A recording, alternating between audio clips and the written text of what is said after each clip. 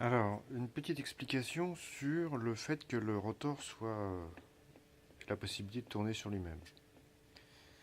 Donc là, je vais mettre en route le souffleur de manière à ce que vous voyez ce qui se passe, tout en retenant le rotor.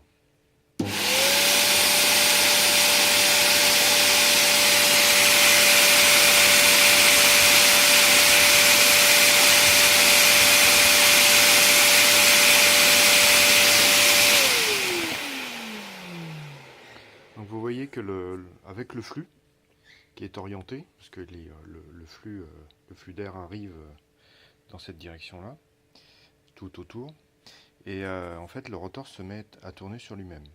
Et donc ce qui se passe, lorsqu'il se met à tourner sur lui-même, c'est qu'en fait il crée une accélération du flux à la surface. Et étant donné qu'il fait une accélération du flux, et ben, il a tendance à augmenter la dépression.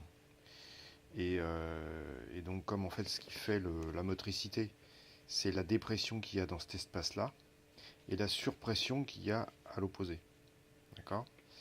Et en fait, étant donné que le flux est accéléré par la rotation du rotor, eh bien la mise en rotation a un effet vertueux. C'est-à-dire que on a déjà une dépression naturelle qui est la vitesse du flux en surface du rotor, plus la vitesse du rotor qui donc crée une accélération du flux.